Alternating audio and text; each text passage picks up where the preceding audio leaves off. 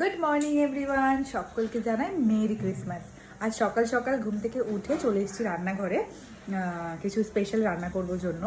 আর হচ্ছে আজকে যাচ্ছি আমরা বান্ধবীরা মিলে সবাই একটু পিকনিকে। আর সবাই সবার বাড়ি থেকেই কিছু না কিছু বানিয়ে নিয়ে যাবে।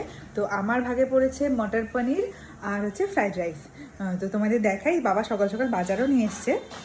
এই দেখো, এখানে হচ্ছে মটরশুঁটি রয়েছে, আর এখানে হচ্ছে গাজর, যেটা দিয়ে ফ্রাইড রাইস করা হবে। আর হচ্ছে এখানে রয়েছে বিনস। আর আজকের ওয়েদারটাও বেশ সুন্দর, দেখো সূর্যি মামার দেখাও দিয়ে দিয়েছে। ডালিয়ার খিচুড়ি বানিয়েছি, কারণ বাবা সকালবেলা টিফিনে ডালিয়াই খায়। তো এটা বানানোর পরে এখন সব কিছু রেডি করবো।